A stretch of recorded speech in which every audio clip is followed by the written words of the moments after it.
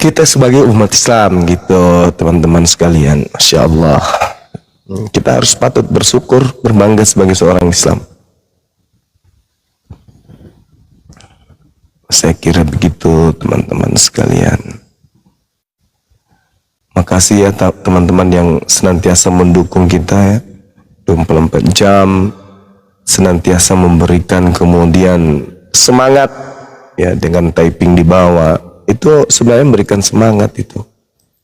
Karena kalau mereka tidak ada ya, kita mau ngapain celoteh, nggak ada yang menyimak, yang tidak ada yang menjadi sasaran daripada penyampaian. Ya, semoga teman-teman Islam dimanapun berada sehat walafiat. Ya, begitu juga yang ada di YouTube. Kalian luar biasa, sangat-sangat membantu pergerakan daripada misi Apologet Islam Indonesia untuk kemudian menghalau pendangkalan akidah. Jadi kami senantiasa para apologet ini berdoa untuk sahabat-sahabat sekalian yang di TikTok, yang nyimak di YouTube. Semoga Allah senantiasa memudahkan semua urusan-urusan kita yang baik, doa-doa kita yang baik diijabah oleh Allah. Kalaupun di dunia ini tidak dikabulkan oleh Allah, minimal sangkaan-sangkaan baik kita kepada Allah berupa doa menjadi pemberat amal kebaikan kita nanti pada yaumul hisab. Amin ya rabbal alamin. Amin. Iya. Mungkin ada tamu di bawah, silakan dinaikkan Kang. Kita diskusi ringan. Ya, buat teman-teman Kristen silahkan naik ya. Yang Muslim nanti dulu ya, tahan dulu, biar ada diskusi dulu ya. Sama teman-teman yang Kristen, mending dibatalkan dulu permintaan naiknya, banyak banget yang Muslim. Assalamualaikum warahmatullahi wabarakatuh. Waalaikumsalam warahmatullahi wabarakatuh. Saya mau bertanya bentar Bang Juma. Iya silakan Bang. Kalau merokok itu Bang Juma gimana hukumnya Bang Juma? Soalnya para habaib kita banyak yang merokok. Itu aja Bang Juma. Saya tidak berani memberikan satu hukum yang tidak jelas di dalam Al-Quran, karena tak ada penjelasan tegas. Karena Allah ketika mengharamkan sesuatu maka kadarnya haram. Itu kalau hal tersebut mendapatkan kemudian hal positif, tidak bisa kita haramkan, karena tidak ada kedudukan haram di dalam Al-Quran. Hanya saja kaidahnya hal yang kemudian mendatangkan mudarat, mendatangkan bahaya, itu agar ditinggalkan. Jadi posisinya di sini adalah menurut saya pribadi nih makruh. Itu kedudukannya, karena tidak ada pengharaman kecuali jatuh pada kondisi menzolimi diri sendiri. Nah tuh, jadi kedudukannya orang itu zalim. Misalnya udah tahu dirinya sakit yang kemudian diperparah dengan rokok, itu jatuhnya zalim. Tapi kalau ada orang yang bisa mengentaskan, memecahkan 1, 2, 3 masalah dengan sebatang rokok, silakan, karena tidak ada hukum haram yang jelas di situ. Lain cerita kalau rokoknya diisi dengan merica atau pupuk urea, nah itu saya nggak tahu.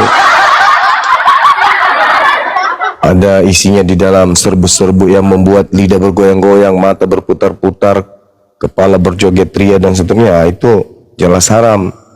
Tapi kalau hanya sebatas membuat orang itu kemudian bisa menginspirasi dirinya, melahirkan satu hal yang positif, selama tak ada kedudukan haramnya, kita nggak boleh kemudian mengharamkan. Artinya kalau kita mengharamkan sesuatu yang tidak ada pernah diharamkan, itu artinya kita menganggap bahwa hukum Islam ini belum sempurna, sehingga kita membuat hukum sendiri. Sama halnya kita mengatakan Nabi Muhammad agamanya nggak sempurna, maka kita membuat hukum tambahan gitu. Jadi saya rasa terkait dengan rokok ini ya tergantung keadaan.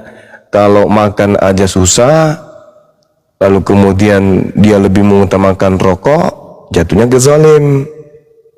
Jadi bukan karena rokoknya, tapi karena kedudukan zalimnya. Apakah Allah kemudian suka buat orang zalim? Enggak. Seperti itu kawan. Ya, makasih Bang Juma ya. Ya. Siap. Nah, jadi, Assalamualaikum warahmatullahi wabarakatuh. Waalaikumsalam warahmatullahi wabarakatuh. Ini ada ninja Muslim apa Kristen?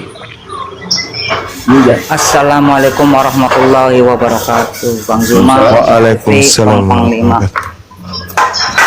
Ya, saya hanya ingin menyampaikan kepada Bang Zuma sama para apologet Islam semua, semoga amal jariah bisa jadi amal jariah karena membagikan ilmu akidah kepada umat muslim untuk menjaga akidah dari pemurtadan gitu.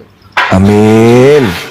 Amin ya Karena saya ngikutin Bang Zuma ini dari zamannya Zoom, WA sampai sekarang hampir beberapa tahun itu.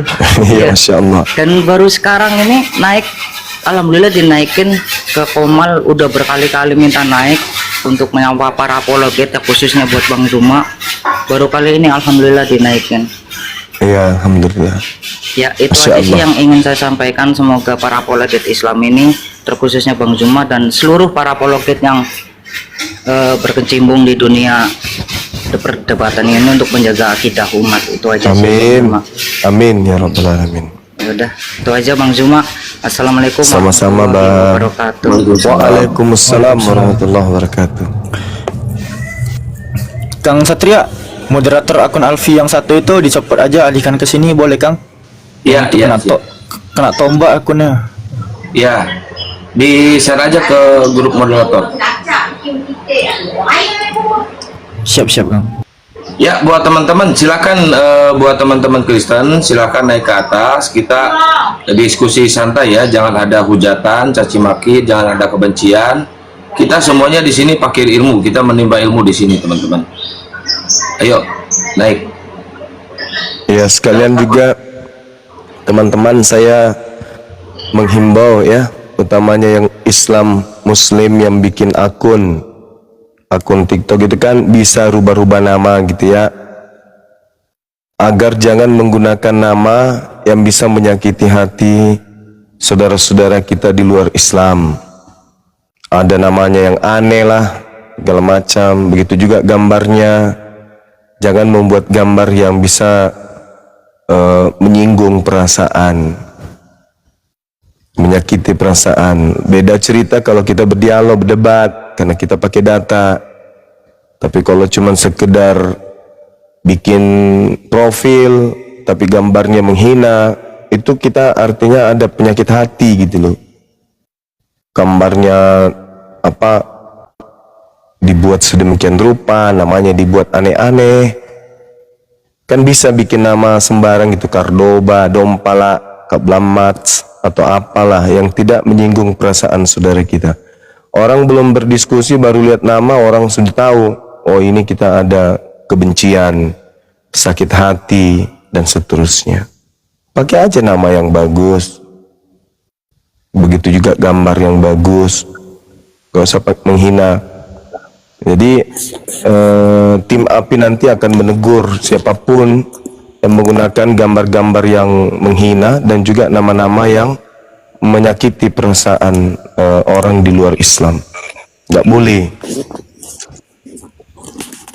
Seperti pendeta lah, pastor, bukan pendeta ngaku pendeta, pastor ngaku pastor, menulis di situ pendeta ini bla bla dan seterusnya. Itu nggak boleh. Karena itu adalah titel yang apa? Yang diraih dengan perjuangan akademik. Jadi kita harus menghargai dunia pendidikan.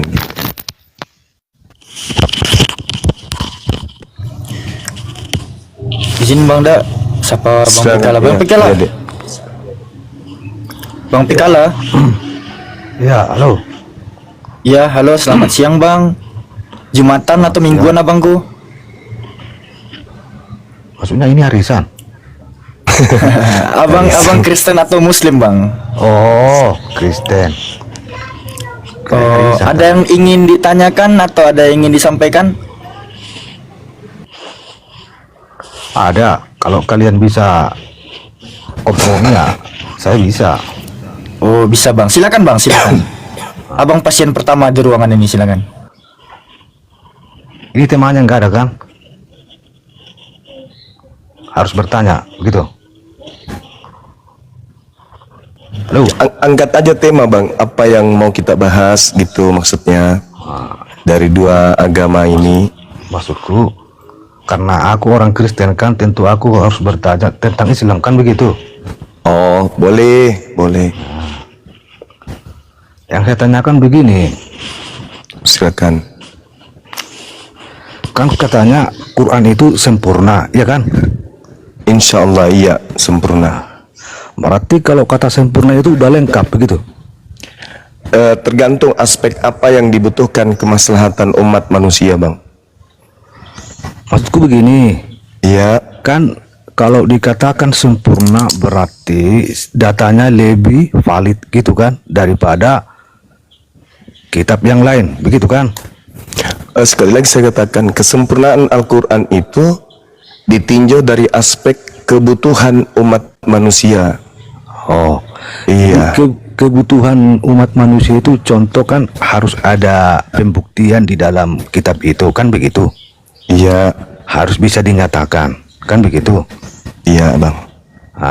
Jadi begini, Siap. aku sering membaca Quran itu bahwa di situ ada Jibril. Ya. Tetapi pengakuan Jibril tidak ada tercatat di dalam Quran. Contohnya, di dalam Iya. kitab saya, waktu Jibril datang memperkenalkan diri terlebih dahulu, saya adalah Gabriel, begitu kan? Siap. Tetapi di Quran kok tidak ada, tapi itu dianggap Jibril. Itu pertanyaan saya. Dari mana itu ketahuannya bahwa dia benar-benar Jibril sementara dia tidak pernah mengaku dari awal bahwa dia adalah Jibril, malah ditanya seorang pendeta. Ini yang membuat saya jadi nggak nyambung, kok yang ditanya pendeta pula ya. Harusnya yang ditanya itu kan ibaratnya ada orang tua-tua di sana zaman dulu kan, apa yang terjadi dengan saya waktu itu waktu di gua. Berarti keraguan, tidak valid. Dan jawaban pendeta itu pun tidak mengasih tahu bahwa itu adalah Jibril, malah dia memberi nama namus. Kalau kita terjemahkan bahasa Arab ke Indonesia, namus itu hukum. Iya. Jadi ini yang saya tanyakan dulu kepada Bang Juma, bagaimana penanggapan Anda? Bisakah Anda membuktikan datanya bahwa ada data yang valid bahwa Jibril memperkenalkan diri kepada Muhammad? Iya. Tolong dijawab. Tunggu bang ya. Bismillahirrahmanirrahim. Ketika kemudian Nabi Muhammad sallallahu alaihi wasallam menerima wahyu dan didatangi oleh Namus. Namus ini betul seperti yang Anda sampaikan. Namus ini adalah pembawa hukum yang datang kepada baginda Musa alaihi salam. Ketika Nabi Muhammad menerima wahyu,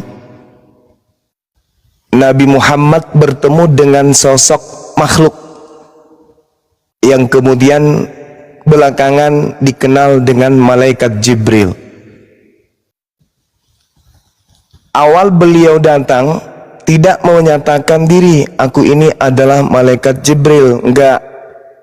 Karena yang disampaikan itu tidak boleh keluar daripada apa yang diperintahkan. Allah mengutus Jibril, tidak memerintahkannya untuk memperkenalkan diri. Jibril, kamu ke Nabi Muhammad, perkenalkan dirimu, kamu itu Jibril. Enggak. Malaikat Jibril diceritakan di dalam Al-Quran kemudian bahwasanya datang kepada baginda Rasulullah Muhammad sallallahu alaihi wasallam. Qul nazzalahu ruhul qudusi min rabbik bil haqq. Jadi Roh Kudus datang membawa Al-Quran dari Tuhanmu dengan kebenaran. Itu yang ada kemudian di dalam Al-Quranul Karim. Nabi Muhammad enggak serta-merta tahu, wah ini apakah betul adalah malaikat Jibril atau siapa? Baginda Rasulullah Muhammad SAW nggak ngerti, nggak paham ini siapa yang datang kepada saya ini. Nggak ngerti beliau. Jadi seketika saja dia didatangi oleh makhluk itu, diperintah untuk membaca Iqra, karena itu yang terlontar dari langit, Iqra, tidak ada penambahan. Saya Jibril disuruh, tidak ada penambahan kayak gitu. Seketika Iqra, belakangan baru diterangkan, Kul man kana aduwwan li Jibril fa innahu nazzalahu ala qalbika bi iznillah. Ternyata yang datang kepada beliau itu adalah malaikat Jibril yang diutus kemudian untuk menyampaikan Al-Quran kepada baginda Rasulullah Muhammad SAW dengan izin Allah. Jadi kalau saudara saya bertanya, kenapa enggak memperkenalkan diri? Ya emang enggak. Belakangan kemudian diceritakan di dalam hadits ya Bukhari nomor 3141, bagaimana kemudian diceritakan bahwasanya Nabi Muhammad SAW ketika dia bertahannud di Gua Hira, kembali beliau menceritakan hal itu kepada istrinya Khadijah. Lalu kemudian Khadijah membawa beliau ke Warakah, seorang rabi atau seorang imam Yahudi waktu itu, Nasara.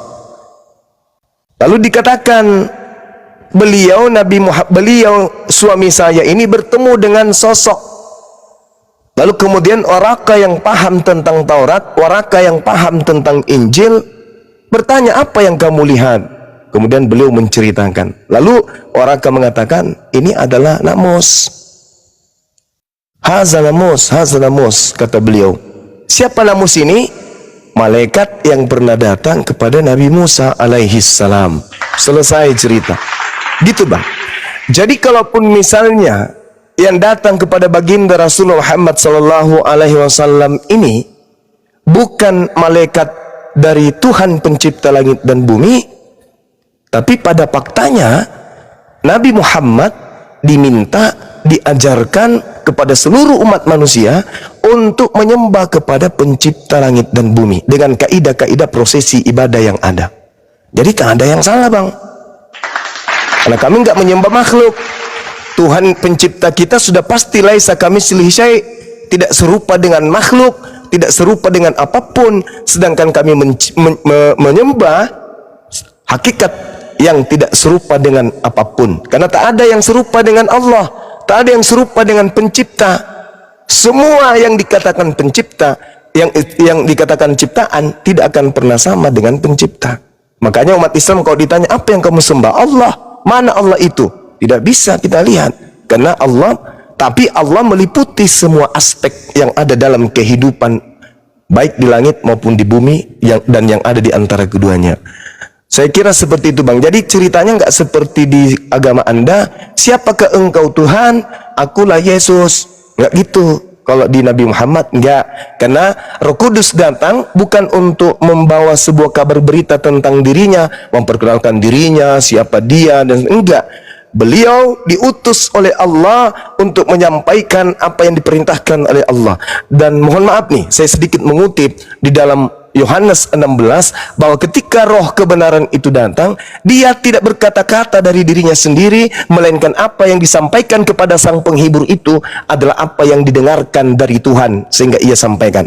Yohanes 16 nomor 13, 14, 15. Mohon maaf saya harus mengutip itu sebagai referensi. Silakan.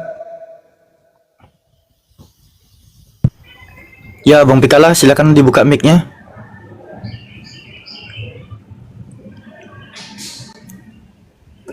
Bang Pikala. Oke, belum ada. Ya, Du. Oke. Oh, silakan. Jadi kenapa waktu Jibril menampakkan diri kepada Musa dan kepada Maria tidak mengatakan namus? Kenapa harus di Islam itu dikatakan namus? Iya, jadi gini. Namus itu adalah malaikat pembawa hukum. Pembawa hukum yang datang kepada para nabi, termasuk Nabi Musa alaihissalam. Jadi pada kesimpulannya, Rasulullah Muhammad sallallahu alaihi wasallam menerima hukum seperti Nabi Musa, sama seperti Nabi Musa menerima Torah dengan perantaraan malaikat. Namus itu artinya hukum, ketetapan. Itu sama seperti Nabi Musa. Jadi kalau dikatakan kemudian kenapa tidak dikatakan namus pada masa itu? Namus itu kan dalam bahasa Yunani nomos artinya hukum. Malaikat yang membawa hukum itu gelar, pembawa hukum, pembawa aturan Tuhan. Nah, disebut Roh Kudus, makhluk yang membawa manusia kepada kesucian. Hukum-hukum yang membawa manusia kepada kesucian.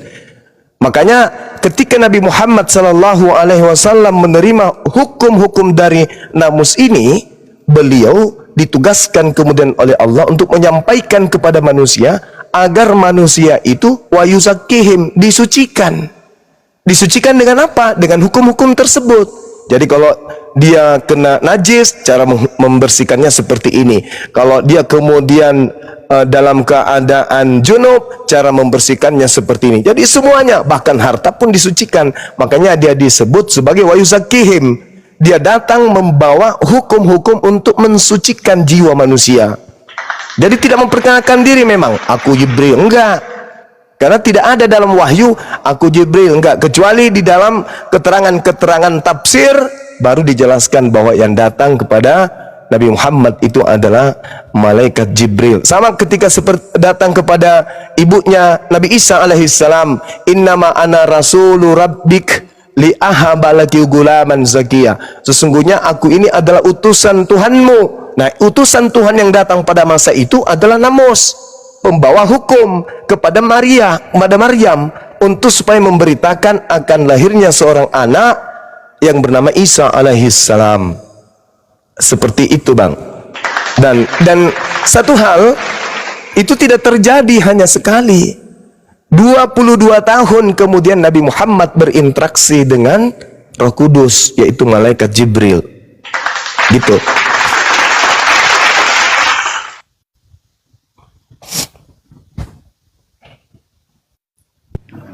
Dikalah. Oke. Ya. Oke. Iya, itu silakan, ya. Bang. Oke. Iya, Bang. Ya. Iya, Bang. Ya, aku cuma mau tahu aja, berarti yang datang itu berarti namus ya? Siap. Ya, oke. Itu aja yang mau aku tanyakan. Berarti yang datang di Muslim itu namus, yang datang di Kristen itu Gabriel. Cuman itu aja yang saya mau tahu gitu. Karena ada perbedaan gitu loh. Karena semua mengaku Jibril itu harus ada data yang valid. Kalau cuman dikatakan itu diklaim menjadi Jibril, ya itu saya bingung. Oke. Ya, boleh saya nanya? Boleh saya nanya, Bang? Boleh. Di mana Nabi Musa menerima Torah, 5 ketetapan itu, malaikat yang datang kepadanya mengaku Gabriel. Silakan. Tunjuk datanya, dalilnya di mana? Kalau di Musa tidak ada mengaku. Tidak ada. Ya. Yang saya mengakui itu tidak ada. Yang ada itu Gabriel memperkenalkan diri kepada waktu Maria ingin mengandung seorang anak. Itu berarti nggak ada juga, tidak ada juga malaikat Jibril kepada Nabi Musa, betul? Iya, tapi di dalam Alkitab saya ada pengakuan, di Quran tidak ada. Itu aja yang saya tanya. Sayangnya kawan, yang datang kepada Nabi Musa itu disebut namus. Tidak ada datanya tertulis namus. Boleh kita lihat? Iya, di Alkitab tidak ada kata namus. Iya, karena itu bahasa Indonesia. Iya kan? Iya. Jadi itu dia. Di bahasa Ibrani juga, Latin juga nggak ada kata namus. Waduh, masa sih, Bang? Nggak ada di Alkitab kata namus. Gitu ya? Iya, nggak ada. Boleh kita cek sekarang di Google mana itu. Nggak ada di Alkitab Ibrani bahwa waktu berjumpa kepada Maria itu memperkenalkan diri dengan saya adalah namus, tidak ada. Oh, itu namus itu kan bahasa ini, Bang. Bahasa Yunani, Bang. Nomos. Iya, tahu saya. Jadi Terus kan bagaimana mungkin dia datang kalau dia menggunakan kata itu? Kan itu ndak masuk akal. Tapi kalau Anda belajar lebih jauh, Bang, coba Anda lihat di dalam Ulangan 4 nomor 4, dan inilah hukum yang ditetapkan Musa di hadapan Bani Israel. Hukum.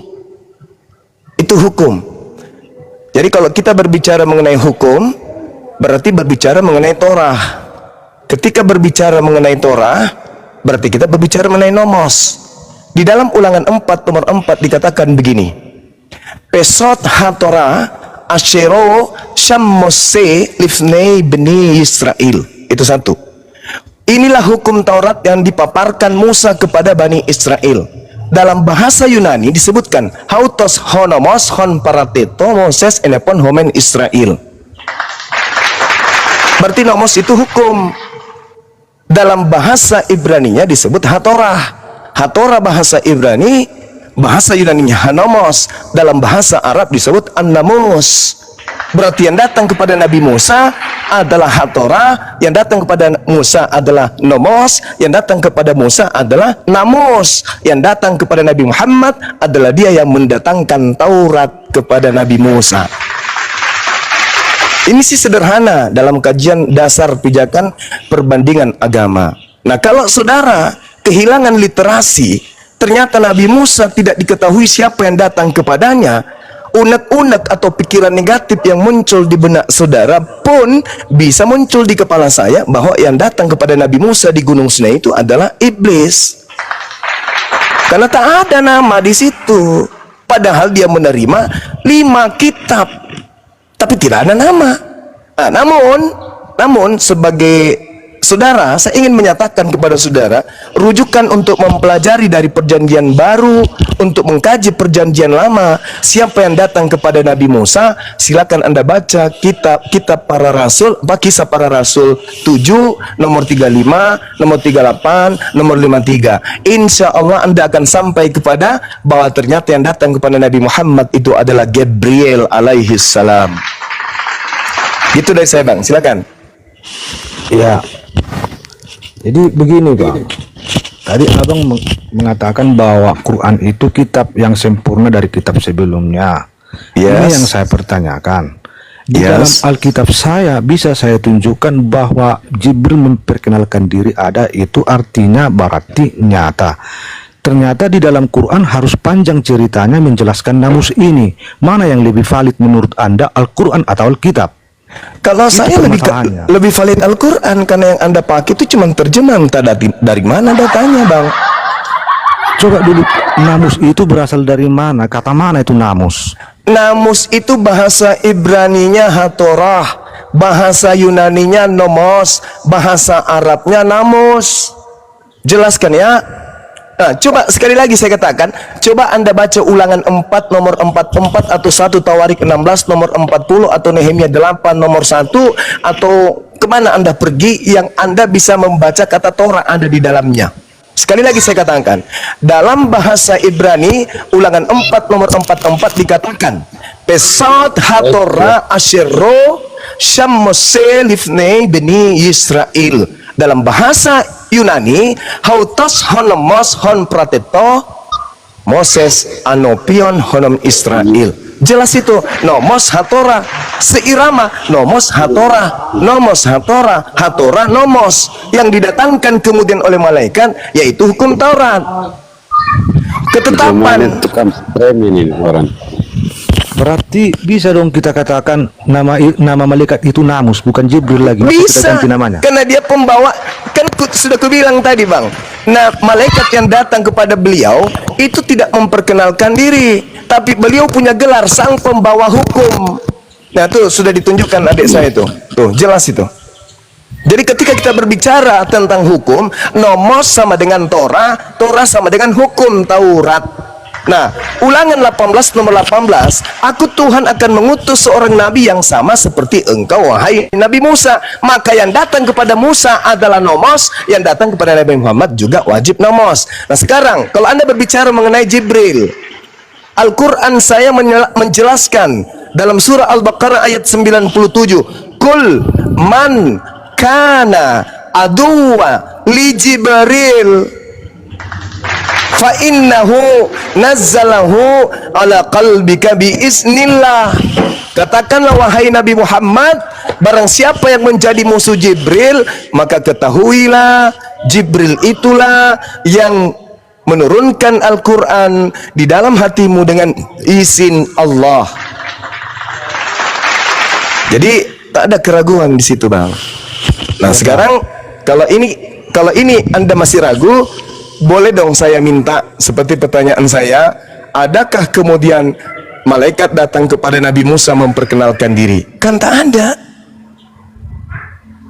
Kan tidak ada, kawan. Kenapa Anda percaya bahkan mengambil kitabnya orang secara tidak sah?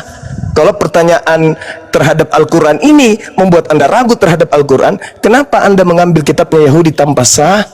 Dan Anda percaya itu adalah malaikat yang datang kepada Nabi Musa, padahal tidak memperkenalkan diri. Jadi standarnya harus kita tegakkan sama-sama. Silakan. Maksudku gini, Bang. Ini perbedaannya Alkitab dengan Al-Quran. Di Al-Quran tidak ada memperkenalkan diri. Itu permasalahannya. Di Alkitab Ya nggak ada. apa-apa, kawan. Nggak apa-apa. Jadi Nggak apa-apa. mana? Ya itu yang saya tanyakan, bukan yang lain-lain. Istilahnya yang Ya, saya tanyakan, di antara kitab yang dua ini, di mana ada Jibril memperkenalkan diri? Itu yang saya tanyakan sebenarnya. Yang ada saudara. memperkenalkan diri itu hanya di Alkitab. Di Al-Quran tidak saudara. ada. Baik, kawanku, baik. Kalau memang Muhammad itu menjamin itu Jibril, kenapa dia harus ragu pergi bertanya lagi? Baik, kawan. Harusnya baik, kan, ya itu diyakini langsung 100%, nggak usah ragu-ragu lagi. Baik, saudaraku, baik. Ini baik. pergi lagi bertanya. Oke, Itu, Bang.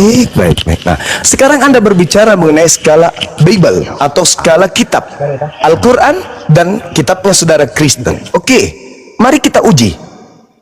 Ketika ada kata Gabriel pada bulan ke-6, dia datang hanya untuk menyatakan diri tentang kehamilan Maria. Pertanyaan saya, adakah Gabriel memperkenalkan diri kepada Lukas? 1. Adakah Gabriel memperkenalkan diri kepada Matius? 2. Adakah Gabriel memperkenalkan diri kepada Markus? Adakah dia memperkenalkan diri kepada Paulus? Sehingga Paulus menuliskan 13 buku. Silakan Anda jawab. Mudah-mudahan Anda tidak oleng. Silakan. Maaf nih, Bang, maaf. Kita berbicara mengenai kredibel sebuah kitab, kan? Karena kalau Anda berbicara mengenai data memperkenalkan diri, Maria hanya didatangi sosok Roh Kudus yang bernama Gabriel pada bulan ke-6 pada saat dia bertunangan dengan Yusuf. Selebihnya, kitab saudara dituliskan bukan karena pernyataan Gabriel. Kalau ada, saya berhenti menjadi apologet. Silakan Anda tunjukkan. Oke, Bang, begini, Bang, aku tidak silakan. membahas itu. Yang saya bahas antara Al-Quran Kredibel dan sebuah Alkitab. kitab. Nah, itu Iya. dia makanya kutanya. Sekarang di mana Gabriel pernah datang memperkenalkan diri kepada penulis Bible? Maaf nih, maaf. Permisi, saya lihat dulu. Maaf. Silakan. Tunjukkan. Memperkenalkan diri kepada penulis Bible itu Ada. itu tidak ada. Tidak ada. Ya, permasalahannya di sini, Bang, antara ada memperkenalkan diri, antara tidak ada. Itu yang saya bahas, Bang, enggak yang lain. Iya. Gabriel datang memperkenalkan diri kepada Maria tentang hamilnya dia. Tapi berbicara mengenai kitab yang Anda pegang, tak pernah satu kali pun Gabriel datang memperkenalkan diri kepada penulis Bible. Maaf nih, permisi, maaf, permisi. Silakan. Jadi legalitas kitab Anda mana? Siapa yang memberikan pengajaran kepada penulis kitab saudara? Siapa? Begini, Bang, dari awal aku menanyakan di antara Alkitabnya, Bang, bukan di antara ini panjang ini nanti, bukan di antara murid-murid Yesus, bukan. Yang saya tanyakan, adakah di Al-Quran Jibril itu memperkenalkan diri? Karena di Alkitab itu ada Memperkenalkan diri kepada Maria, kan? Iya, yang penting ada, Bang. Lah, kalau Masalahnya yang itu seperti ada, itu yang saya buat. Kalau Itu kan ada enggak? Kalau yang seperti itu, Al-Quran juga malaikat Gabriel datang Jibril kepada Maria. Qala innama ana rasulu rabbiki li ahabalaki gulaman zakiyah. Itu ada. Kalau cuma seperti itu. Tetapi ketika kita berbicara mengenai keautentikan sebuah pengabaran, Al-Quran dijelaskan kemudian bahwa yang datang kepada Nabi Muhammad adalah Jibril. Dalilnya di mana? Surah Al-Baqarah ayat 97. Kul man kana aduwa li Jibril. Jibril. Nah sekarang yang datang kepada Paulus, Jibril enggak? Bukan. Ke Markus, Jibril enggak? Bukan. Matius? Bukan. Jadi apa legalitas standingnya untuk mengatakan itu wahyu dari nomos yang sama seperti kepada Musa? Ini berat ini bang, berat. Permisi, silakan. Ya bang, yang katakan abang itu benar. Tapi yang saya katakan itu bukan ke situ. Yang saya tanyakan di antara Alkitab ininya. Karena yang saya tanyakan tadi kan di Alkitab saya itu dari halaman 1 sampai halaman terakhir ada catatan bahwa Jibril memperkenalkan diri. Saya cari di Quran dari halaman 1 sampai selesai tidak ada Jibril memperkenalkan diri. Itu yang saya tanya bang, enggak yang lain-lain. Saudara, sekali lagi saya bacakan ayatnya. Fattahazat min dunihi hijaba farsalna ilaiha ruhana fatamatsala laha basyaran sawiyya. Lalu dia memasang tabir yang melindunginya dari mereka. Lalu aku mengutus rohku Jibril kepadanya, maka dia menampakkan diri dalamnya dalam bentuk manusia yang sempurna. Qalat inni, Jibril berkata, Maryam berkata, inni a'udzubirrahman minka in kunta taqiyya. Sungguh aku berlindung kepada Tuhan yang Maha Pengasih terhadapmu jika engkau ini adalah orang bertakwa. Jibril datang lalu berkata kepada Maryam, innama saya ini sesungguhnya saya ini Rasulul Rabbi, utusan Tuhanmu, li'ahabalaki gulaman zakiya, untuk menyampaikan anugerah kepadamu seorang anak laki-laki yang suci yang akan lahir dari rahimmu. Itu siapa? Jibril memperkenalkan diri kepada Maryam. Samanya kita. Nah sekarang ketika berbicara mengenai kitab suci, ternyata Gabriel tidak pernah memperkenalkan diri kepada penulis kitab saudara. Ini bahaya ini. Dan lagi pula Nabi Musa tidak pernah menerima kemudian pewahyuan, malaikatnya menyatakan diri dulu, nggak ada. Nabi Musa menerima 40 hari 40 malam, menerima hukum perjanjian baru untuk Bani Israel. Tidak ada malaikatnya menyatakan memperkenalkan diri, aku ini adalah Jibril. Nggak ada bang. Tapi ajaibnya kemudian ketika hadits baginda Rasulullah Muhammad SAW diceritakan kemudian, lalu kemudian waraka mengatakan hazal namus ladzi anzalallahu ala Musa. Dia adalah namus yang datang kepada Nabi Musa. Rupa-rupanya kita belajar mengkaji, menelaah, muncul kemudian pengabaran dalam Ulangan 4 nomor 44. Di situ dikatakan dalam bahasa aslinya jelas pesot hatora asyero sammoses lifnei bene Yisrael. Dalam bahasa Yunani hautos honomos hon proteto Moses enovion homion Israel. Loh, kok berkesinambungan? Nabi Musa datang padanya nomos, Nabi Muhammad datang kepadanya juga nomos. Yang datang kepada Markus, Lukas, ya mungkin Tarmos. Maaf bercanda, karena tidak ada pemberitaan itu. Coba bang. Sedangkan di Ulangan 18:18, aku Tuhan akan mengutus seorang nabi sama seperti engkau wahai Nabi Musa. Aku akan menaruh firmanku di dalam mulutnya. Nabi Musa menerima firman dari mulut Musa, namanya Taurat. Nabi Muhammad menerima firman dari mulutnya Nabi Muhammad, di mulutnya Nabi Muhammad, namanya Al-Quran. Yesus menerima firman di mana? Apa nama kitabnya? Nggak ada. Nah, ini yang ingin saya sampaikan. Ini sekedar edukasi untuk penambahan pembendaharaan pengetahuan kita dalam lintas agama. Silakan bang.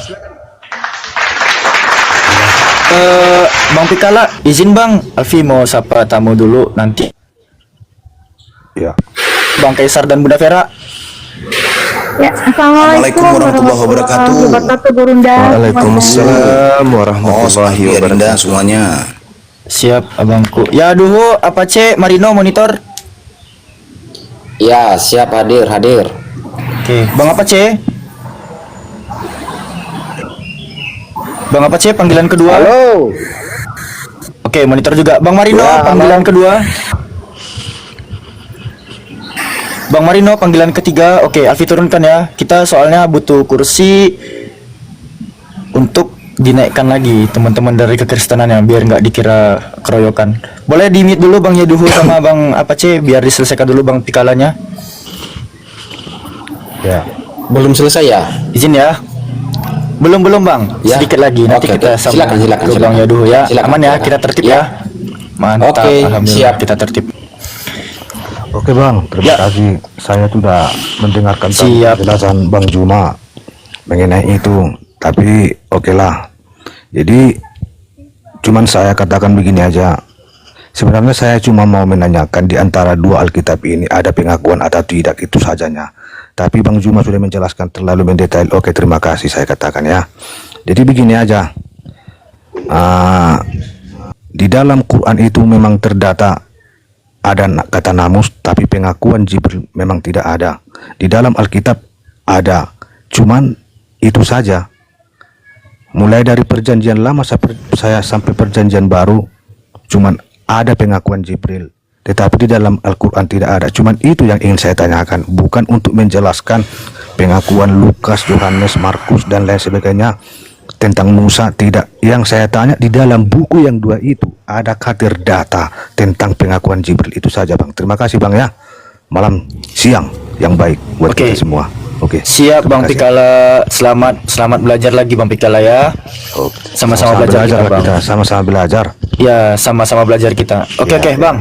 Bentar, Bang. Tampaknya requestan dari teman-teman, izinnya Bang Zuma ya. Banyak sekali yang rindu dengan iklannya Bang Kaisar Nero. Abangku. Bang Kaisar. Monitor. Wih, udah dipanggil fans Abang di bawah tuh, Bang. Gimana kira-kira, Bang? Silakan. Kita panggil dulu ya. Ini tap-tap layarnya masih 159 ini teman-teman.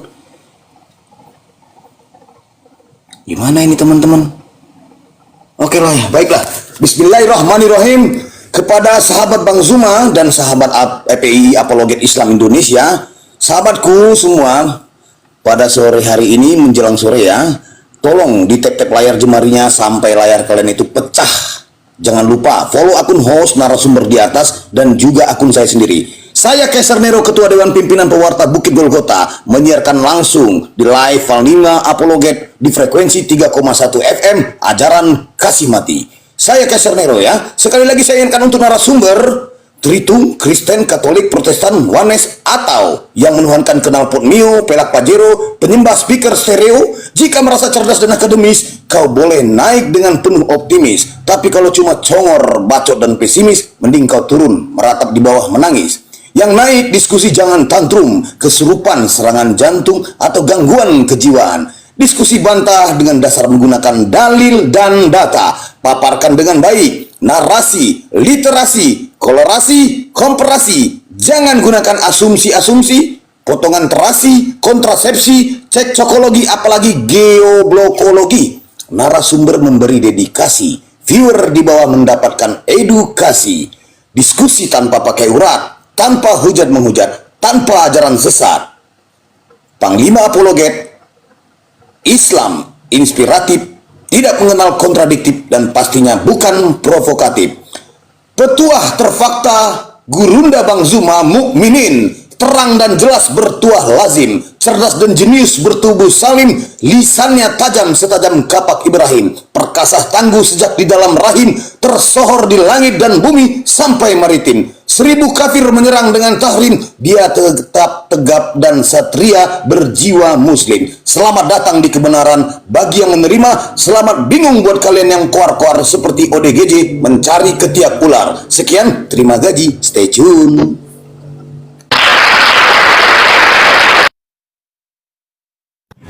Ya, Masya Allah, luar biasa. Jangan lupa ya di tap-tap layar lagi teman-teman. Tampaknya Bang Yadu ini sangat nafsu sekali ingin berdiskusi. Gimana Bang Yadu? Apa yang ingin kita bahas Bang? Ya, saya di sini hanya mau diskusi aja sama Bang Juma. Jadi apa yang perlu saya diskusikan dengan Bang Juma tentang yang diklaim-klaim bahwa pencuri kitab, ya kan? Nah, jadi semalam saya sudah naik, tetapi malah di mute. Tapi aku mohon janganlah diteruskan. Jangan curhat Bang, jangan curhat. Langsung aja Bang. Silakan. Langsung saja ya. Jadi semalam saya sudah bertanya sama Bang Zuma tentang narasi dia yang mengatakan Kristen mencuri kitab Yahudi. Tetapi saya memberikan bantahan bahwa tunjukkan kepada saya orang Yahudi yang melarang Tuhan Yesus untuk memakai kitab Musa. Dan begitu juga para murid-muridnya seperti Petrus, Yohanes, dan lain sebagainya. Itu dulu. Nah, yang saya mau bentar. Oke. Yang saya mau tanya, ya nanti tanggapi itu yang pertama. Yang saya mau tanya tentang hal yang mencuri. Boleh saya mengatakan bahwa di dalam Islam, bahwa ada 4 kitab yang diimani. Ya. Dan itu ada data dan kita bisa melihat di beberapa website Islam dan menerangkan bahwa di situ ada Al-Quran, ada Taurat, ada kitab Zabur, dan ada kitab Injil. Nah, pertanyaan saya di situ tentang kitab yang diimani oleh saudara saya Muslim, tentang kitab di luarlah Al-Quran, tapi ketiga kitab ini, Zabur, Taurat, dan Injil. Pertanyaan saya, kenapa saudara-saudara saya Muslim, ya saya tidak menggunakan kata mencuri karena terlalu sadis. Kenapa saudara saya Muslim mengimani kitab yang bukan kitabnya? Bahwa kitab Taurat itu diturunkan kepada orang Yahudi, tetapi orang Arab mengimani yang bukan kitabnya. Bukankah itu usah diulang-ulang, udah cepat pertanyaannya apa? Ya, betul dong. Pertanyaan apa, narasi apa ini? Ada yang di kepalamu? Pertanyaan singkat aja, singkat. Moderator tolong dong dibatasi. Pertanyaan saya tolong dibantah jawaban saya tentang adakah yang melarang Tuhan Yesus dia menggunakan kitab Musa. Itu yang pertama. Yang kedua, kenapa Islam mengimani yang bukan kitabnya? Silakan. Singkat saja. Oke. Jadi gini, di dalam berdiskusi lintas agama itu ada yang disebut kerangka berpikir untuk pesan sampai kepada yang bertanya atau yang mendengarkan. Jadi kalau berbicara mengenai merampok, mencuri, ini tema yang dipilih oleh Pak Bom. Jadi dia tidak berdiri sendiri. Penjelasan itu tema yang dipilih oleh Pak Bom. Saya sebagai orang yang belajar Bible, kata mencuri boleh kemudian diartikan menjarah atau merampok atau merampas. Itu dalam bahasa Ibraninya disebut shalal. Shalal artinya menjarah atau merampas. Itu atau mencuri atau merampok bahasa kasarnya. Dalam bahasa Ibrani disebut shalal. Shalal artinya menjarah. Nah, apa hubungannya kata shalal dengan yang dilakoni Kristen hari ini? Jelas. Mari kita urut pelan-pelan. Kita urut. Di dalam Galatia 2 nomor 8, Paulus mengaku dia diutus kepada orang-orang yang tidak bersunat. Galatia 1 nomor 15 nomor 16 pun sama. Aku diutus kepada orang-orang yang tidak bersunat. Satu, berarti non Yahudi kan? Yang kedua, Paulus sendiri mengatakan bahwasanya dia berasal dari keturunan Benyamin. Bentar dulu, ayatnya tadi coba kita bacakan dulu Galatia. Ya, silakan. Galatia 2 nomor 8. Silakan Anda baca. Tadi Galatia 1 ayat 15 saya dengar. Ya, 15 16 juga boleh. Saya ikut Oke, selera Anda Galatia saja. 1 ya, yang saya dengar tadi Galatia 1 Ya, silakan. ayat 15. Oke, Silakan. saya bacakan ya. Apakah Silakan. benar itu? Ya. Galatia 1 ayat 15. Tetapi Ya. waktu ia yang telah memilih aku sejak kandungan ibuku dan memanggil aku oleh kasih karunia-Nya. Mana di situ? Tetapi ia yang telah memilih aku sejak dalam kandungan ibuku, memanggil aku Ya. oleh karena karunia-Nya, berkenan menyatakan anaknya dalam aku supaya aku memberitakan dia di antara bangsa-bangsa bukan Yahudi. Ya, mana di situ dia diutus kepada yang tidak bersunat? Mana? Ini nomor 16-nya. Coba diralat narasinya Bang Zuma. Tadi narasi Bang Zuma. Oh, nggak perlu. Tadi Paulus. Di dunia tadi akademi. Bang Zuma mengatakan. Coba diralat dulu. Sabar Apakah saya dulu. salah Kamu mendengar? bertanya, mau dijawab Gurunda, kamu merocos. Sabar. Gantian ngomong. Di dunia Tapi tidak akademi. sesuai data. Makanya saya kan ketika dia bernarasi saya lihat data. Apakah benar nggak yang disampaikan? Jadi saya Oke. begitu. Baik. Yahudu kalau bertanya biar jawab. Jadi kita harus kau kurang kooperatif menangkap di sini, bro. Daya tangkap. Yahudu daya tangkapmu kurang. Coba pelan-pelan. Ya. Dengar aja baik-baik. Kalau saya Galatia daya 1. tangkap saya enggak mau stop tadi Bang Zuma narasinya. Kalau saya tidak daya dulu, tangkap ini saya. Gurunda ya dulu. Di ayat 16-nya kau baca itu bukan orang Yahudi itu apa Oke, maksudnya? Oke, saya akan ikutin. Oke, ayat Balikin ke Bang Zuma 15. lagi. Jadi kita di sini loh memberikan ayat yang sesuai narasi, jangan kita menambah-nambahkan gitu loh. Oke, saya minta Ya. maaf kalau gitu. Saya baca ya. Ya, Aku silakan. kemudian dipilih dari sejak dalam kandungan ibuku, dipanggil sebagai karunia. 16-nya berkenan menyatakan anaknya di dalam aku supaya aku memberitakan dia di antara bangsa-bangsa bukan Yahudi. Paulus Mana diutus kata di situ? lari ke Yohanes Galatia 2 nomor 8. Kan tadi saya nyinggung kan? Gitu. Cara berdiskusi itu begitu. Dalam proses belajar mengajar, kita merangsang anak didik kita itu untuk memiliki loncatan berpikir sesuai dengan pesan yang terlontar melalui lisan. Itu dalam metode proses belajar mengajar. Nah, sekarang Anda baca di dalam Galatia 2 nomor 8. Di situ Paulus dengan mulutnya sendiri menerangkan bahwa dia diutus kepada orang-orang yang tidak bersunat. Karena dia telah memberikan kekuatan kepada Petrus untuk menjadi rasul bagi orang-orang bersunat, dia juga yang telah memberikan kekuatan kepadaku untuk orang-orang yang tidak bersunat. Semua benar demi kebenaran. Saya akan menyampaikan data yang benar. Tidak mungkin saya keliru. Sampai sini masih ada yang Anda ingin pertanyakan sebelum saya naikkan lagi tangga sanadnya? Bahwa kalian pencuri. Oke, sebenarnya saya hanya ingin meralat tentang narasinya bahwa Oh ya sudah, berarti Paulus aman. itu ya aman, tapi kalau Oke. seandainya datanya sesuai dengan data saya tidak menstop Bang Zuma. Jadi harus datanya sesuai gitu loh. Oke, baik. Karena beberapa pengalaman kan tidak sesuai data yang dibacakan Bang Zuma dengan Alkitab. Jadi makanya saya berusaha memahami setiap kata-kata Bang Zuma. Oke, baik. Silakan. Oke, lanjut. baik. Nah, saya lanjutkan tangga mata rantainya ya. Nah, sekarang ketika Paulus mengatakan aku diutus kepada orang-orang yang tidak bersunat, dia di dalam Filipi 3 nomor 5 mengatakan dirinya adalah keturunan Benyamin. Betul?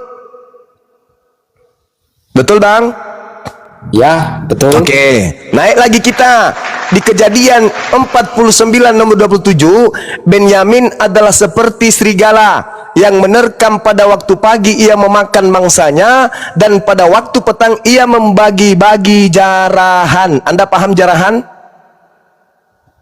Kata salal itu jarahan. Anda paham arti jarahan? Jarahan itu adalah sesuatu yang diambil secara tidak sah. Betul? Betul, Bang? Betul, Paman. Betul. Berarti Paulus dari keturunan Benyamin, di mana kakeknya Benyamin dinubuatkan bahwa kelak keturunannya seperti serigala yang menerkam. Pada waktu pagi ia memakan mangsanya, dan pada waktu petang ia membagi-bagikan hasil curiannya. Sepakat dulu kita di sini. Sepakat di sini?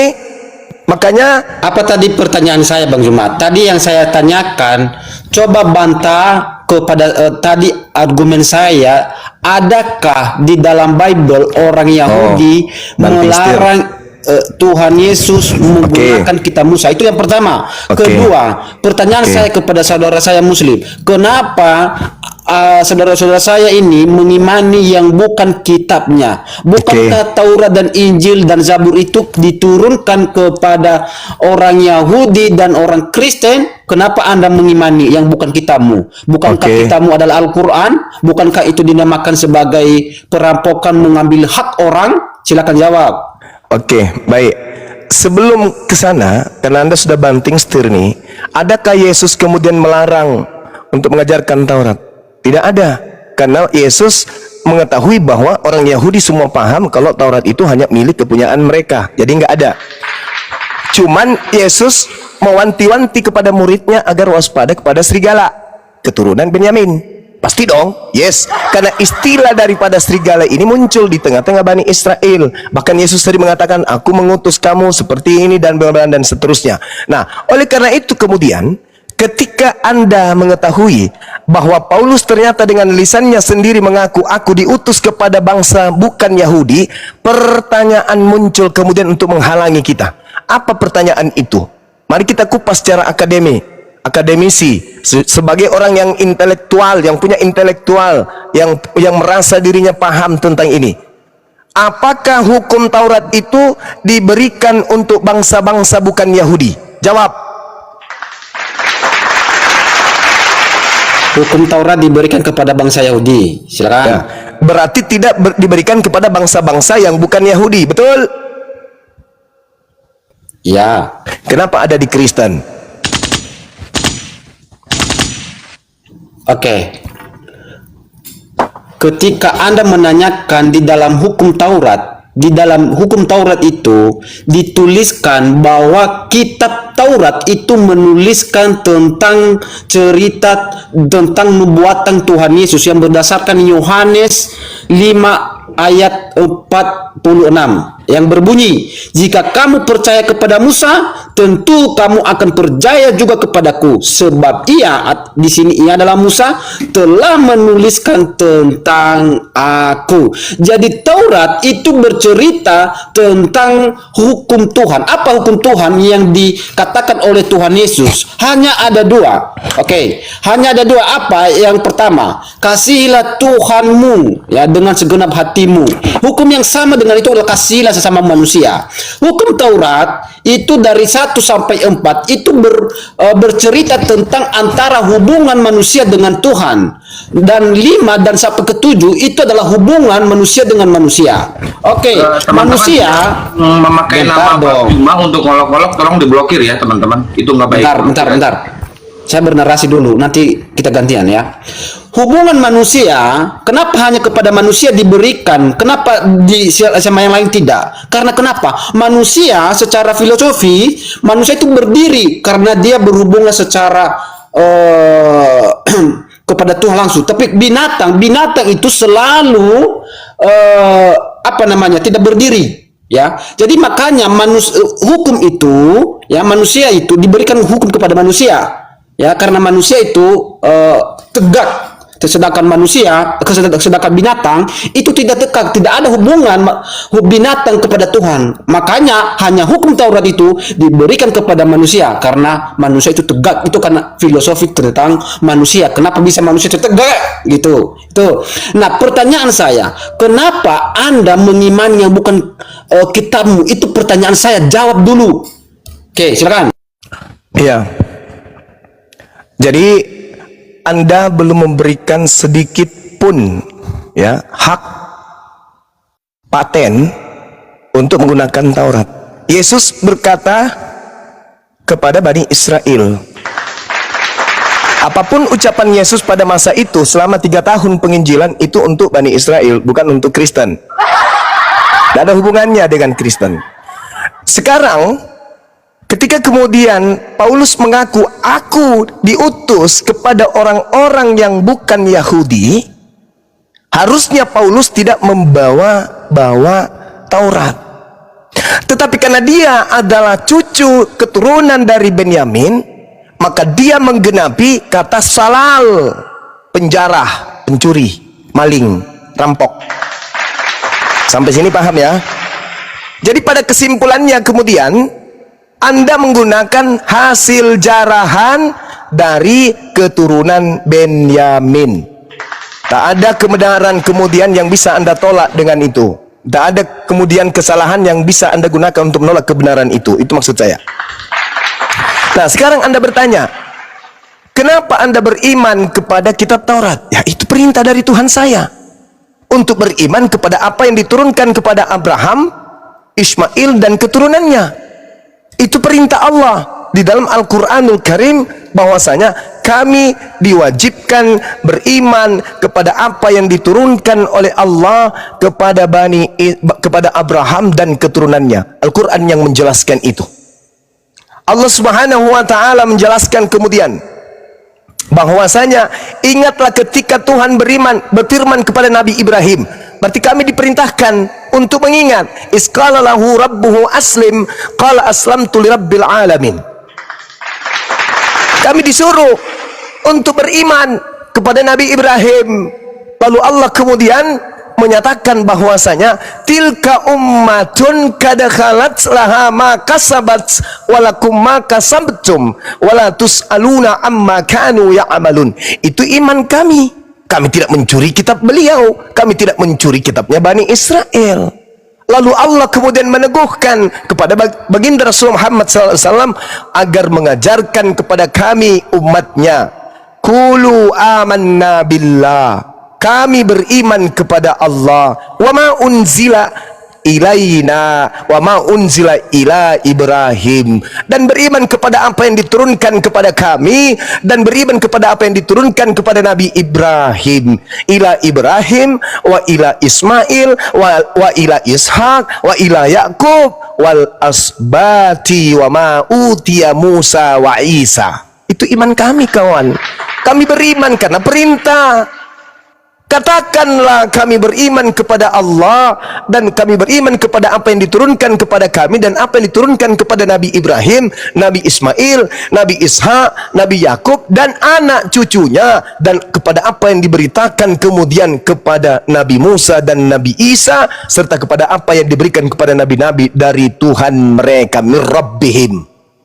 Ini perintah. Kami tidak mengambil kitabnya Yahudi, menyimpan di dalam di apa, bersanding dengan Al-Quran. Yang terciduk jelas-jelas, aku diutus kepada orang-orang yang tidak bersunat. Aku diutus untuk memberitakan Yesus kepada bangsa-bangsa bukan Yahudi. Tapi kenapa membawa rampasan keluar dari Israel? Jadi sabar, semakin orang Kristen bertanya kepada Bang Suma, semakin akan terkuak siapa Kristen ini. Cak Ayu, silakan. Oke, udah Bang. Oke, tentang hukum Taurat yang Anda mengatakan bahwa di dalam Kristen itu ya hukum Tauratnya yang di mana tadi Paulus ya, dan Anda tidak mengerti di dalam Yohanes 1 ayat 45, di situ berbunyi, Filipus bertemu dengan Nathanael dan berkata kepadanya, karena telah menemukan dia yang disebut oleh Musa. Siapakah yang disebut oleh Musa ini? Maka selanjutnya dalam kitab Taurat ya, oleh para nabi, siapakah dia? Yaitu Yesus anak Yusuf dari Nazaret. Jadi hukum Taurat itu berbicara tentang Tuhan Yesus. Itu dulu.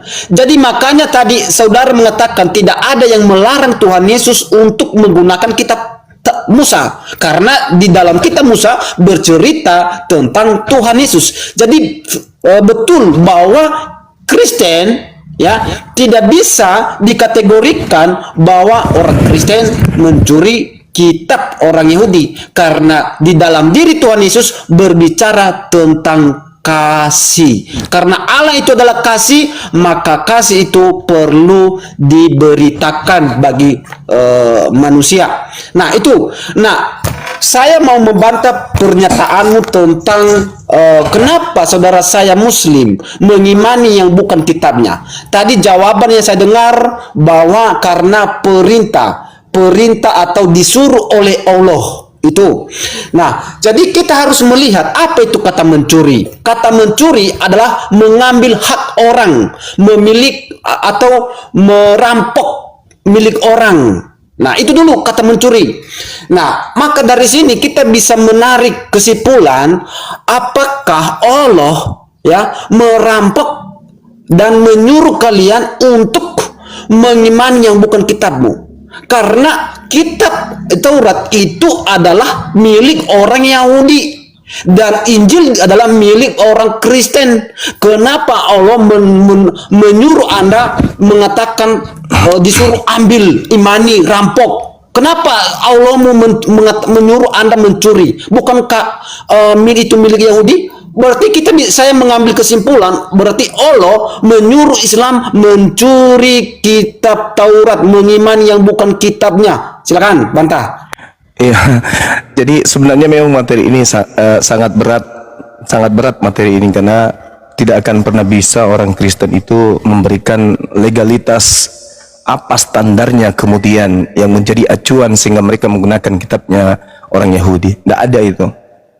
Jadi gini kawan, saya percaya Gibran itu adalah anak dari Pak Jokowi. Saya percaya. Tetapi bukan saya mengambil Pak Jokowi menjadi bapak saya. Salah tak kalau saya percaya bahwa Gibran itu adalah anaknya Pak Jokowi? Salah nggak? Nggak salah kan? Kenapa Anda tuduh saya mencuri? Saya cuman percaya loh. Berbeda dengan Anda. Anda mengambil Pak Jokowi sebagai bapak Anda, itu namanya rampok. Orang percaya kok bahwa yang datang kepada Nabi Ibrahim, Ismail, Isa, Yakub dan keturunannya itu adalah apa yang diterima oleh mereka dari pencipta langit dan bumi. Kami percaya itu. Kami beriman, kami percaya, kami meyakini, bukan merampok. Ini kita sedang membahas iman atau perampok. Yang kita bahas ini rampok. Sabar. Kata mencuri kita itu membahas tentang siapa yang mencuri. Iya, kami tidak mencuri. Buktikan di Al-Quran kalau ada kitabnya Nabi Musa. Ada nggak kitabnya Nabi Musa? Di Al-Quran, surah apa? Saya tanya, surah apa di Al-Quran? Saya tanya samamu, berapa kitab yang Anda imani?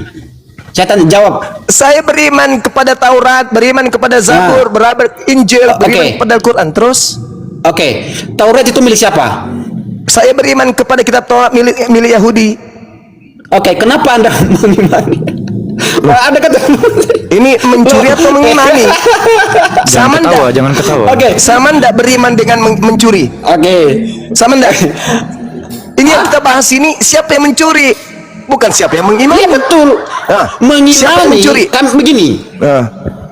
Oke, begini. Kalau di dalam Kristen, karena kami percaya di dalam perjanjian lama kitab Yahudi itu adalah nubuatan tentang Tuhan Yesus. Kami percaya, kami mengimani dan kami memakai ya itu beda dengan kami. Itu adalah, jangan samakan dengan kenapa? Saya percaya tetangga, dengar, diam dulu. Saya percaya tetangga saya punya mobil. Apakah itu artinya saya mengambil mobilnya? Tidak. Tidak. Terus kenapa Anda menuduh saya mengambil Taurat? Iya, kenapa Anda mengimani Taurat ini? Kenapa tidak? Kenapa saudara itu namanya saya? Iman. Kok? Kenapa? Iman itu begini. Kami itu beriman bukan hanya sebatas kata-kata. Ya itu dari talu, yang jadi permasalahan sekarang. Iman itu apa? Iman itu apa? Implikasi dari iman apa? Implementasi. Ya, apa? Apa? Enggak usah kali. enggak usah uji Apa? saya kayak gitu. Sekarang begini. Apa implementasi sekarang dari terlalu kata berat iman materi ini terlalu berat. Oh. Materi ini terlalu berat. Saya mau kalian kan beriman. levelnya. Saya turunkan levelnya. Terlalu berat. Saya turunkan Enggak. levelnya. Apa hubungannya Oke. Yesus dengan Kristen? Itu aja dulu. Apa implementasi kata iman? Materi ini terlalu berat. Tak akan ada Kristen sedunia Ya dan elah. belum lahir Jauh dulu, orang Juma. Kristen yang Apa mampu implementasi mengalahkan saya. dari kata Diskusi iman? Itu aja dulu.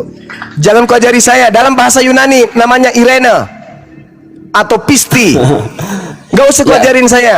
Kau ngerti nggak? Ya kan apa Pisti katanya itu? tadi mengimani. Kamu yang Betul perlu nggak? ditanya, bukan kutanya saya. Udah. Jangan terlalu kejauhan. Ilmumu belum sampai. Nggak sampai Bang Zuma. Nggak sampai. Bang Zuma nggak sampai. Sekarang, Daya tangkap pikirnya nggak sekarang, sampai Bang Zuma. iya. Sekarang Juma, begini kawan. implementasi Sekarang, dari kata iman itu apa Juma? sekarang begini. Jangankan kitabnya Nabi Musa, Yesus aja itu kalian tidak punya hak. Nggak punya hak apa? Apa dasarmu mengatakan begitu? Yesus itu mengajarkan Injil kepada siapa? Kepada dunia. Nenekmu kiper. Itulah Dia kalau mengatakan itulah karena kalian begitu besar suka kasih Allah akan merampas, dunia. Dunia itu berbicara apa? merampok. Secara keseluruhan. Kenapa kalian itu suka merampok? Karena kalian itu pengikut Paulus, pengikut Salal, sang penjara. Udah terbantahkan Zuma. Di mana Bang Zuma Yesus mengatakan dirinya diutus untuk non Yahudi? Di mana? Loh, dia mengatakan dia Di mana? karena Di mana? begitu besar kasih Allah Di akan mana dunia. dalilnya Loh, di Yesus diutus Yohanes untuk orang luar 3:16. Yahudi? Tunjuk dalil di Yohanes mana Yesus 3:16. dengar saudara, dengar. Di mana mulut Yesus pernah berkata, aku diutus untuk non Yahudi? Silakan. Yohanes 3:16. Yohanes 3 itu bukan ucapan Yesus. Yang saya tanya ucapan Yesus. Jadi saya ulang ya. Di Yohanes 3 ayat 16 itu karena begitu besar kasih Allah akan dunia, bukan akan Israel. Sehingga dia Kasih Allah itu- sabar, sehingga dia mengutus anaknya kepada siapa? kepada dunia. Di mana Kepada- ayatnya Yesus diutus untuk dunia? Di mana menyeluruh. dalilnya? Di mana dalilnya Yesus diutus untuk dunia? Yohanes 3:16 bukan kepada tidak ada. Tidak ada itu. Jangan Baca, kamu baca, pelintir baca. dalilmu Silakan baca. sendiri. Oke. Silakan baca. Oke, kita baca. Yohanes Nah, 3. silakan. Oke. Yohanes 3 ya, nomor 16. Apakah ada di situ untuk non Yahudi pengutusan Yesus atau tidak ada? Bukan hanya non Yahudi, semua. Ya silakan. Oke. Karena begitu besar kasih Tuhan akan dunia ini, sehingga ia mengaruniakan anaknya yang tunggal, supaya setiap orang yang percaya kepadanya tidak binasa, melainkan beroleh hidup yang kekal. Mana dia di sini diutus untuk seluruh dunia? Mana? Kepada siapa dikaruniakan anaknya yang tunggal itu? Kepada siapa? Kepada Israel apakah kepada dunia? Hei, di sini diterangkan karena begitu besar. Jangan tertawa. Oke. Jangan Apa tertawa, pemahaman saudara. Anda Jangan tentang dunia? pancing saya. Jangan Menyeluruh pancing atau saya. lokal? Tolong jangan tertawa. Saya tidak suka berdiskusi dengan orang yang bahlul. Jangan tertawa. Saya emosi kalau berdiskusi dengan orang bahlul yang sombong. Lebih baik orang itu sombong tapi pintar daripada bahlul. Diam. Oke, baik. Yohanes 3 nomor 16. Sekarang ucapan Tuhan di situ, kalau ini firman Tuhan, barang siapa yang percaya kepada Yesus, maka dia akan memperoleh hidup, tidak binasa. Pertanyaan saya, percayakah Anda ketika Yesus berkata, aku diutus hanya kepada domba yang hilang dari umat Israel? Percayakah Anda? Jawab. Betul, karena dia Berarti Anda percaya, selesai. apanya yang selesai? Apanya yang Anda selesai? percaya Yesus berkata, aku diutus hanya kepada domba yang hilang dari umat Israel. Anda percaya? Iya, betul. Oke, sudah. Innalillahi Karena wa dia inna kan ilaihi lahir rajiun. dia lahir di tengah-tengah umat pilihannya bangsa Israel untuk seluruh umat manusia. Udah tamat. Kan dia kan Udah tamat kan? Masih Tadi perlu ini dilanjut dong. apa Ya, lagi? udah mulai kan? Berarti Udah mulai berarti kan? Yesus, dengar, berarti Yesus tidak pernah melontarkan dengan lisannya. Tidak pernah melontarkan dengan lisannya, aku diutus untuk non Yahudi kan? Dia berkata, aku diutus hanya kepada domba yang hilang dari umat Israel. Oke. Anda percaya? Oke. Anda percaya tidak? Iya. Oke, Udah, saya sudah akan selesai. tanya tentang narasi itu. Selebihnya ucapan Anda ini sabar, Juma. hanya pembodohan, hanya orang-orang yang congek yang mau mendengarkan ucapan Anda setelahnya. Anda sudah mengakui kok. Yesus Sabar. berkata, aku diutus hanya kepada domba yang hilang dari umat Israel. Anda percaya? Ya. Berarti Anda percaya Ya. kalau Yesus diutus hanya untuk Bani Israel. Dah, selesai. Oke. Demikian. Oke, saya tanya hanya satu hal, Juma. Tuhan Yesus lahir dari kaum mana, Juma? Apa masih mau dipertahankan orang ini? Loh. Saya kan Jangan kau jilat pantatmu sendiri, kawan. Kamu yang mengatakan, aku percaya kalau Yesus itu hanya untuk domba yang hilang dari umat Israel. Sekarang lu ngaca, kamu domba atau apa? Hah? Jangan kau permalukan Kristen. Masih banyak saudara-saudara Kristenku yang sehat. Jangan. Cukuplah kau yang gila sendiri. Jangan kau ajak-ajak yang lain. Mulutmu yang mengatakan, kamu percaya? Ya, aku percaya. Udah selesai, Bahlul. Ku bilang terlalu tinggi, terlalu jauh materi kita. Kalau kita membahas tentang siapa yang mencuri kitab Yahudi, terlalu jauh. Yesus aja itu hasil jarahan dari Paulus yang dibagi-bagi ke Roma dan Yunani. Kalian tak ada hubungannya dengan Yesus, tak ada. Tak ada hubungannya dengan kalian Yesus itu. Yesus hanya untuk Bani Israel. Kalian itu cuma penumpang gelap. Tak ada hubungannya. Jangankan kalian, orang Kanaan yang berjumpa dengan Yesus, yang percaya dengan Yesus, hanya digelari anjing oleh Yesus. Matius 15 nomor 24. Usir dia. Dari tadi dia mengikuti kita. Apa kata wanita itu? Tolong, please, Tuhan, sembuhkan anakku. Apa kata Yesus? Tidak pantas roti yang disediakan untuk Bani Israel diberikan kepada bangsa anjing. Paham? Apa kata wanita itu? Betul. Aku memang bangsa anjing, tapi bukankah anjing makan sampah dari meja Yahudi? Yesus kaget. Wah, barusan ada ini di luar Yahudi mengakui dirinya anjing. Imanmu betul, imanmu besar wahai ibu. Jadilah seperti apa yang kau inginkan. Apa yang diinginkan oleh ibu itu? Sembuh anaknya. Sembuh. Apakah berubah anjing menjadi domba? Tidak, anjing tetap aja anjing. Kuceluk. Belajar lagi kalian. intermezzo dulu. Ini ada Rizky. Ricky masih mau belajar atau mau ngikutin jejak si Udu? Halo. Yo, ya Ricky. Aku punya saran aja deh. Jangan Boleh kasih nggak? saran, Oten dikit. satu, jangan kasih saran. Lu bertanya aja. Nggak boleh ngasih saran lu. Ini kayaknya seru juga dengarnya. Ini kan ada tantangan tuh dari kayak mana gue bilang, dari Edis TV sama Bang Juma. Makhluk pemakan ketombe kok sebut-sebut namanya. Mending aku sapa dulu ketua aku nih. Assalamualaikum Mas Alif. Waalaikumsalam warahmatullahi wabarakatuh. Ya, gimana Ustaz Alif, sehat? Burunda semuanya, alhamdulillah sehat. Alhamdulillah. Assalamualaikum warahmatullahi wabarakatuh. Burunda host dan semuanya. Waalaikumsalam warahmatullahi wabarakatuh. Ya, Bang Riki, Alfi sedikit aja Bang. Abang di sini mau bertanya atau mau jualan nama Edis di sini Bang?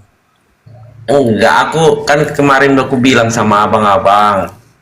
Udahlah, le, kau kan penyembah Edis TV. Di bawah aja kau, di bawah. Gak usah, gak butuh kami dengan begitu. Bawa aja, turun. Kalau mau belajar, silakan belajar. Ya, kalian yang menuhankan Edis TV, yang menyembah dia, yang menjilat-jilat pantat dia, jangan naik ke sini gitu. Nggak ada apa-apanya Tadi tuh. baru Orang nonton aku luar sama negeri Bang tuh. Nanda. Bukan orang Indonesia dia tuh. Itunya maksudku. Nggak ada perlu kau beri saran di sini. Nggak butuh kami saranmu. Enggak. Aku juga ngikutin Bang Nandar. Tadi karena aku nonton Bang Nandar, dia ngikuti. Itunya maksudku Bang, bukan apa-apa. Kenal Bang Nandar kan? Oke, Bang Riki, pertanyaan pertama silakan.